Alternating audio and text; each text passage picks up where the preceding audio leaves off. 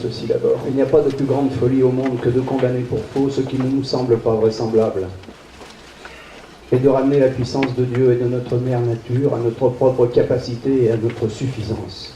C'est de Montaigne, essai numéro 26. Il n'y a pas de plus grande folie au monde que de condamner pour faux ce qui ne nous semble pas vraisemblable.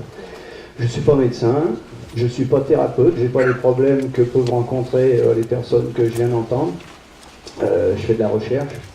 Et ça n'est pas parce que je ne connais pas le magnétisme, parce que je n'ai pas accès, que cette chose-là n'existe pas. Donc j'ai un grand respect pour eux, mais je ne pourrais pas en parler. Donc je suis venu vous parler des cellules souches. Les cellules souches, ne pas confondre les cellules souches embryonnaires. Vous savez qu'elles sont aujourd'hui, les études sont interdites puisque le président Obama a coupé les livres sur la recherche des cellules souches embryonnaires. Mais nous nous sommes intéressés depuis une dizaine d'années, en 2000 exactement, sur les cellules souches adultes des moelles osseuses.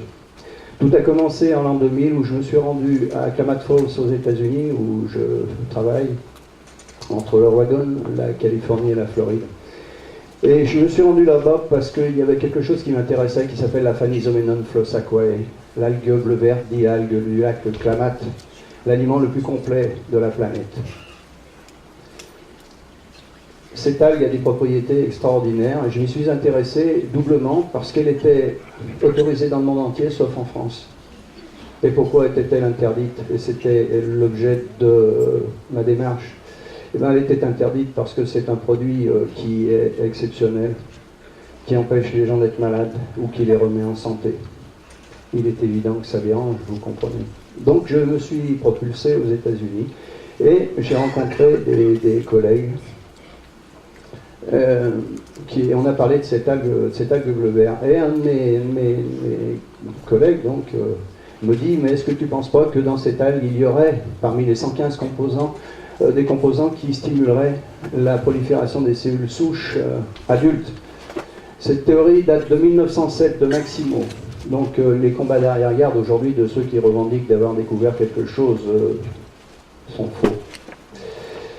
Et pourquoi pas? Donc les travaux ont duré quelques mois, bien sûr, pour arriver à isoler des molécules. Et en effet, il y avait bien dans cette algue des deux molécules, en tout cas, qui stimulaient la prolifération des cellules souches. Alors l'homme est composé de 75 billions de cellules. Mais avant d'arriver à 75 billions de cellules, bien sûr, il a fallu commencer par une.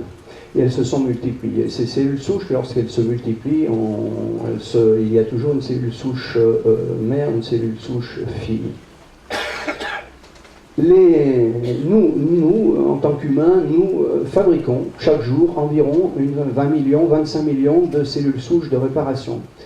Comme nos cheveux poussent, comme nos ongles poussent, nos organes se régénèrent en permanence. Le cœur, par exemple, se régénère entièrement tous les 120 jours. On ne s'en rend pas compte. Notre cerveau aussi. Toutes les recherches au départ ont été faites sur les cellules souches embryonnaires parce que, évidemment, c'était intéressant, ça pouvait rapporter beaucoup d'argent. Il y avait des actes thérapeutiques. Nous nous sommes intéressés aux cellules souches adultes. On s'est beaucoup moqué de nous au départ, mais aujourd'hui, c'est nous qui avions raison. Alors, le corps est composé de cellules. Mais quand ce corps se crée, on appelle ça des cellules souches embryonnaires dites totipotentes. Totipotentes, toute potentialité, puisque, évidemment, à partir d'une seule cellule, on va créer un humain. Et ces cellules vont se multiplier. En se multipliant, elles deviennent... Je vais prendre mon petit... Voilà, cellules souches embryonnaires, ici, cellules dites totipotentes, toute potentialité. Puis les cellules, ici, se multiplient pour devenir pluripotentes. Très longtemps, on a cru que ces cellules adultes, ici, pluripotentes, n'avaient pas les mêmes potentialités que les cellules souches totipotentes, ce qui est faux. Aujourd'hui, on le sait. Elles peuvent se multiplier et se différencier dans tous les types de tissus. Entendez bien, dans tous les types de tissus. C'est très important. Puis elles vont se multiplier, hein. Je suis désolé, ça sort de l'écran, bon, je le connais par cœur, c'est pas pour moi. Elles vont se multiplier, devenir des cellules multipotentes, peuvent se renouveler en certains types de tissus, puisque vous allez voir dans le diaporama suivant, les feuillets embryonnaires. Alors, j'ai qu'une demi-heure pour faire ça, que normalement je fais en 4 heures. Donc j'ai élagué, je vous dis franchement, c'est très difficile de parler de ça en une demi-heure.